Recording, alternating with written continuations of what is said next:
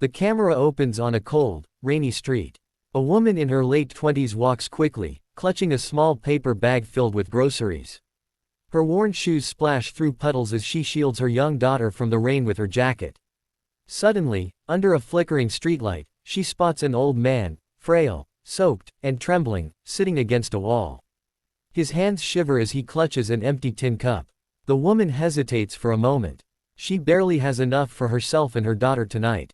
But then her little girl tugs her sleeve and whispers, "Greater than, Mom, he looks hungry. Can we help him?" That one question changes everything. The screen fades to black with a single line. Kindness costs nothing, but sometimes it changes everything. Sparkles Chapter 1 The Stranger in the Rain. Amira Malik, a single mother, worked as a cleaner in a small café. Her life was simple, quiet, and full of silent struggles. Every morning, she left her tiny rented room at dawn, walking her 6-year-old daughter Noor to school before heading to work.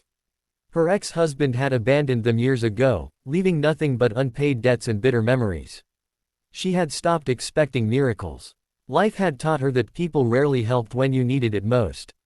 That evening, after her shift, Amira stopped at a small grocery store with the few coins she had saved. She planned to make soup for Noor. It was cheap, filling, and warm. But as she walked home, the sound of rain mixing with distant thunder, she saw him. An old man, perhaps in his 70s, with snow-white hair and weary eyes, sat huddled near a trash bin. His clothes were drenched and torn, his lips pale. He tried to stand but failed. "Sir, are you okay?" Amira asked, kneeling beside him. The old man looked up, weakly smiling. "Just hungry," he whispered. "Haven't eaten since yesterday." Amira's heart ached. She looked at the paper bag in her hands. Inside was just one loaf of bread, 2 eggs, and a packet of milk. That was meant for her daughter. But Noor, standing beside her, quietly took out the bread and handed it to the man. "You can have this, Grandpa." The man's eyes filled with tears. He took the bread slowly, as if afraid it would disappear. "Your angels," he said softly. They helped him stand, brought him home despite their tiny space, and Amira gave him warm soup from what little she had. The man ate slowly, thanking her again and again. That night, Amira found out his name was Mr. Hamid, a retired teacher who had lost his pension due to a bank error. He had been living on the streets for 2 weeks after being scammed by someone he trusted. When Amira offered him her couch for the night, he refused at first, but his body was too weak to argue. Before she went to bed, he looked at her and said, "Greater than, you didn't know me, yet you helped me. I hope the world gives back to you what you've given today." Amira smiled faintly. "I don't help to get something back. I just hope someday, when my daughter is in need, someone will help her too." The next morning, when Amira woke up, the couch was empty. The old man was gone. All that was left was a small note written in shaky handwriting. "Greater than, thank you for your kindness. You've reminded me what humanity looks like." She sighed softly, thinking she'd never see him again. But fate had other plans. Sparkles Chapter 2 The Man in the Black Car. Later that day, Amira was scrubbing tables at the cafe when a sleek black car stopped outside. The kind of car that only rich people drove, the kind that didn't belong in her world. The door opened, and a tall man in his early 30s stepped out. He was dressed in a sharp charcoal suit, his expression serious, his eyes scanning the cafe like he was searching for someone.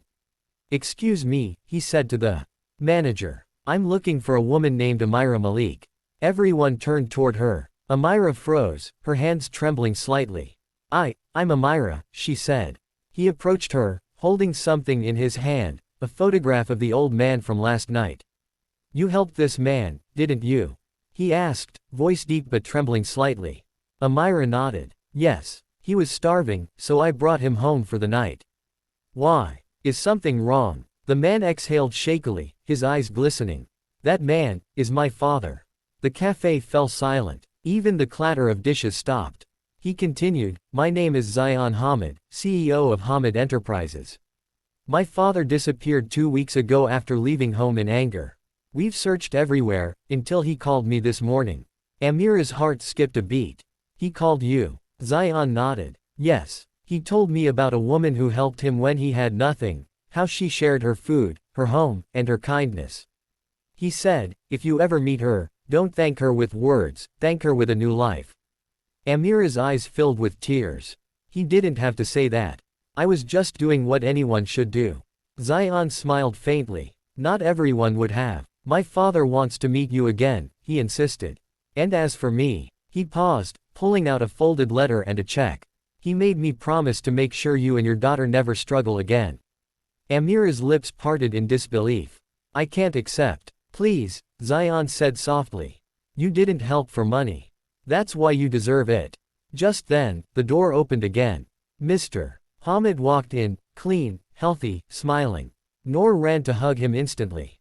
Grandpa, she exclaimed. Mr. Hamid laughed warmly. You see, Zion, I told you she has a heart of gold. Amira's tears fell freely now. The moment felt surreal, like the universe itself was returning her act of kindness tenfold. In the days that followed, Zion offered Amira a permanent job in his company, managing a small charitable foundation his father had started years ago. She accepted, not out of greed, but out of gratitude.